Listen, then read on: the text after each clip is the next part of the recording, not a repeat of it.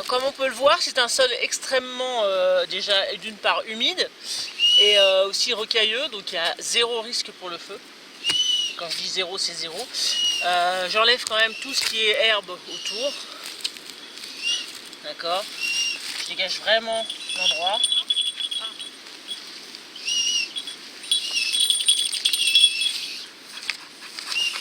Voilà. De toute façon, j'ai amené un réchaud. Vous allez voir ça. Donc voilà mon installation pour ce repas. Donc ceux qui m'ont déjà vu sur Agnès Expérience Bushcraft connaissent ça, si vous avez vu cette vidéo d'ailleurs, hein, vous l'avez peut-être pas vu. Je vous mets le lien de toute façon. Et donc une passoire qui fait réchaud tout simplement. Ça, c'est comme si c'était fait pour. C'est un dessous de plat que je mets donc au-dessus. Hein, ça sera pour poser la popote. Voilà. Donc ça c'est vraiment ce que j'appelle le réchaud sécurisé, assez grand pour faire quand même une belle flambée. Et j'ai donc mis des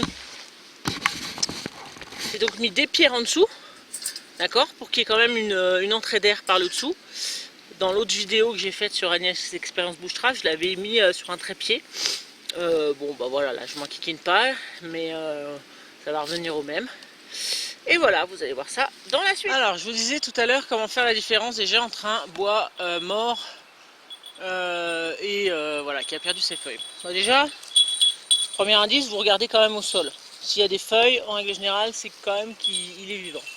Ensuite, c'est vraiment le bruit et la facilité avec lequel vous arrivez à casser les branches. Parce qu'une branche pas morte, que je vais prendre là par exemple, d'accord, c'est flexible, ça veut pas péter quoi. Il n'y a rien à faire, je sais que ça, bon, celle-là elle était vivante, mais bon. Et dernier point, évidemment, les bourgeons. Ok, c'est tout bête, mais bon, s'il y a des bourgeons sur l'arbre, c'est que c'est pas mort. Contrairement à là, sur cette branche-là, j'ai pas vu de bourgeons. Voilà, celui-là, c'est le même arbre. Il n'y a absolument pas de bourgeons. D'accord? Donc toutes les branches, vous voyez pas de bourgeons. Vous pouvez être sûr que, quasi sûr que c'est mort. Alors pour les arbustes, c'est un peu différent. Hein. Là, je vous parle des arbres. Hein.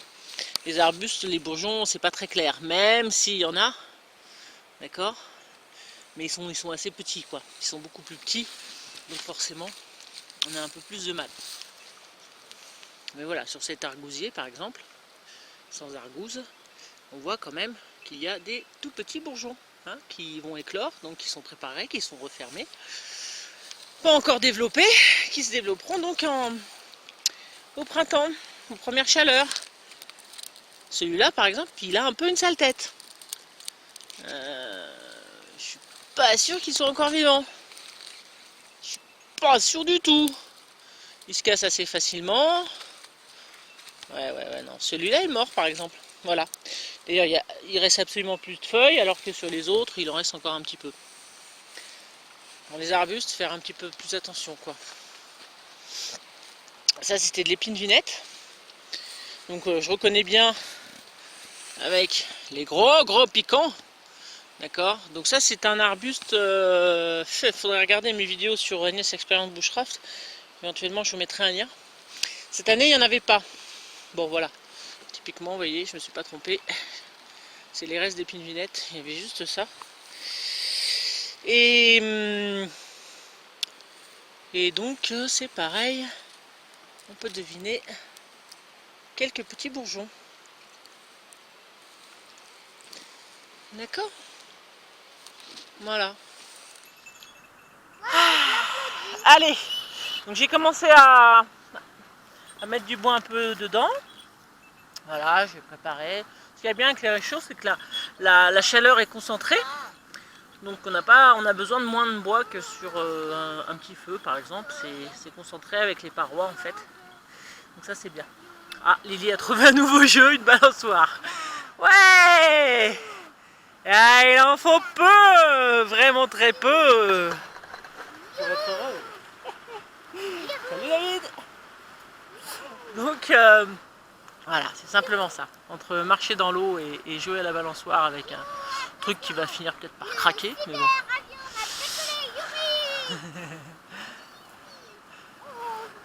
Allez, je vais allumer ce feu. Donc là, j'ai préparé tout ce qu'il fallait. Donc le bois, là où le quart d'air, je sais jamais comment on dit.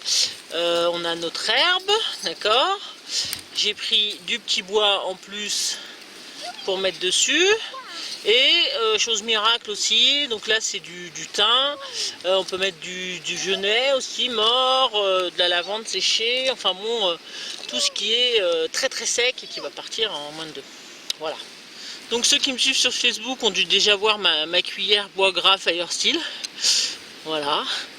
Donc si jamais j'ai besoin d'une cuillère, ben j'ai une cuillère et puis j'ai mon foie gras, mon bois gras. Et mon Firesteel. Donc je vais juste m'en servir comme Firesteel sur la quart d'air. Théoriquement j'ai pas besoin du bois gras, mais bon au cas où je l'ai. Hein. Voilà. Donc théoriquement la quart d'air brûle, mais des fois ça marche pas. Bon maintenant je peux me donner plus de chance avec l'herbe. Ou un petit peu. Voilà, du thym.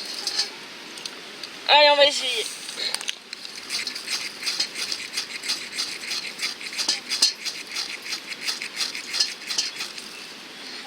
Voilà, donc la quart d'air a pris. C'est la quart d'air qui a pris en premier. Et avec tout ce que j'ai mis,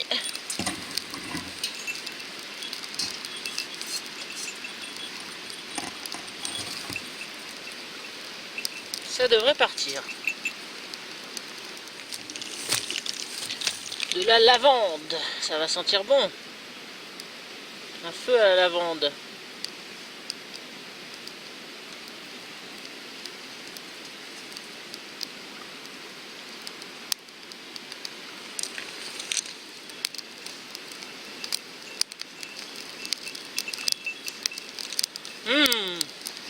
On sent l'odeur de lavande.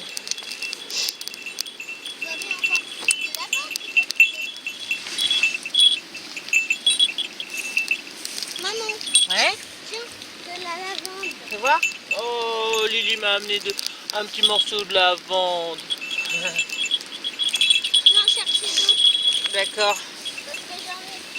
C'est très très humide, faut attendre que ça chauffe un peu. Une fois que ça a un peu chauffé le bois qui est en dessous, ça partira beaucoup plus facilement, mais il faut entretenir, il faut bien surveiller, sinon ça s'éteint. Lily aime cueillir de la lavande. Tiens, 3 petits bouts de lavande rechargés. Je vais aller voir si je peux pas choper du bois gras sur les pins qui sont juste là.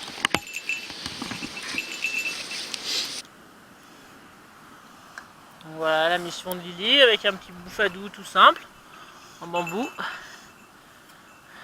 Souffler sur le feu pour attiser. C'est bon là mon bébé. C'est bon là. Là c'est parti. D'accord? On va remettre par contre des petites branches comme ça. Que ces petites branches là, les couper et les mettre dessus. D'accord? D'accord, mais moi je vais retourner sur mon petit hamac et Si tu veux. je vais surveiller si c'est en... Oh, par exemple là. Non, non, en plus là il y a un petit peu de vent qui se lève, ça nous aide.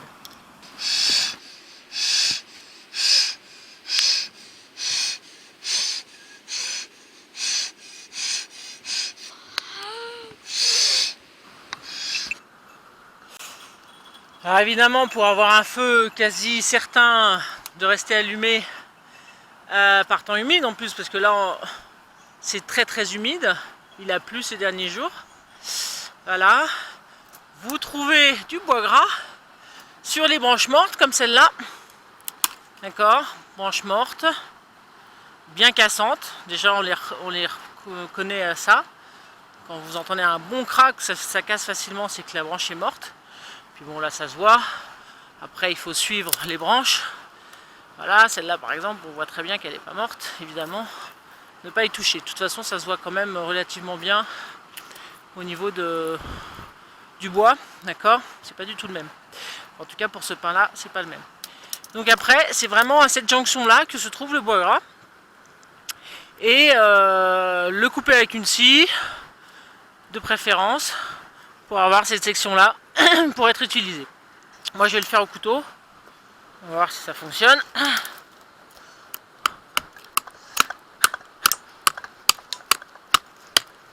Voilà. Bon, celui-là il n'est pas extra. Bon, il y en a quand même. Évidemment, c'est cette branche là qu'on va prendre. Voilà. D'accord, on voit la couleur que c'est gras. Ce qu'on appelle ça gras, rempli de sève en fait. Donc je vais aller en couper des petits morceaux pour le mettre dans le feu. Oh, Lily, elle a bien... Ah ouais, le fait de souffler dessus, bah, cela va bien et ça brûle. Elle est bien partie.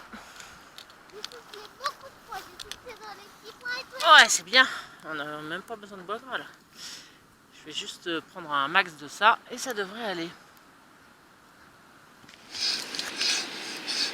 Donc le, le bois gras qui souffle, que j'ai pris, il est pas mal ici. Je l'ai coupé un petit peu plus loin. Bon, on voit que il n'y a que cette partie là. Donc là, je vais juste le bâtonner pour vous montrer à l'intérieur. Puis je vais le mettre et ça c'est un véritable allume-feu qui peut durer donc pas mal de temps, qui garde la flamme. Donc le bâtonnage, c'est vraiment là, je vous montre un petit exemple, mais en gros c'est le fait de poser un couteau au-dessus et donc de taper pour scinder le morceau de bois, d'accord? Donc là c'est vraiment du petit bâtonnage, mais après c'est très important pour d'autres circonstances, on verra ça dans d'autres vidéos. Ou alors vous allez voir Agnès Expérience Bûcherage, j'en ai fait sacrément beaucoup des bâtonnages. Voilà, donc bon, c'est pas exceptionnel comme bois gras, hein, mais déjà ça gardera la flamme, c'est à peu près sûr. Je le mets là et là, et ça fait un très bon allume-feu. Ça fait un peu de fumée, mais ça garde la flamme. On le verra dès qu'il aura pris. Ah Lily, tu m'envoies la fumée dans la figure. Donc là on voit l'exemple typique de ce que je vous disais par rapport au bois gras. C'est-à-dire que là il n'y a que le bout qui est gras. On voit même un peu que ça fait comme des petites bulles là, un peu. Je sais pas si on voit à la caméra. Ce ne sont que les bouts des morceaux de pain que j'ai mis qui brûlent. Tout le reste fait de la fumée. Je vais souffler dessus, ça va repartir. Hein. Mais ces bouts-là, le fait que ça soit du bois gras, font une flamme assez avec de la fumée assez noire d'ailleurs. Et ça permet de garder une flamme continue et de pouvoir recharger ensuite en petit bois tout en gardant la flamme. Donc là, elle est juste sur le côté droit, donc je vais la centrer et puis je vais remettre mon petit bois. Ça, c'est vraiment le bois gras. Je crois que il n'y a vraiment pas mieux pour garder une flamme quand c'est pas tout à fait sec comme aujourd'hui.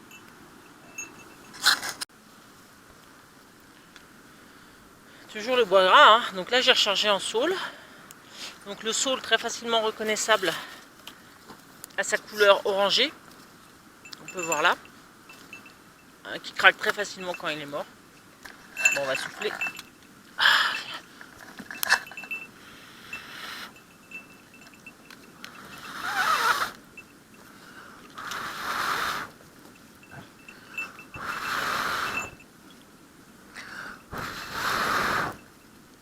Donc là pour le feu, je n'aurai plus qu'à passer des morceaux de branches donc à travers le petit support et puis voilà. De toute façon là ça va suffire, même au niveau de la chaleur, même s'il n'y a pas de grosses flammes, il y a suffisamment de braise. Quand on met la main, c'est suffisamment chaud pour faire chauffer ce que j'ai à faire chauffer.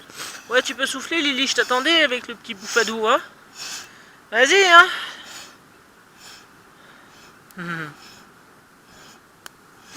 Ça fonctionne, hein. Ça fonctionne.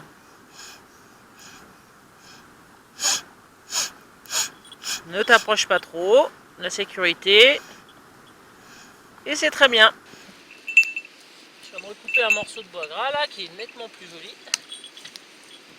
Je vais vous montrer ça à l'intérieur.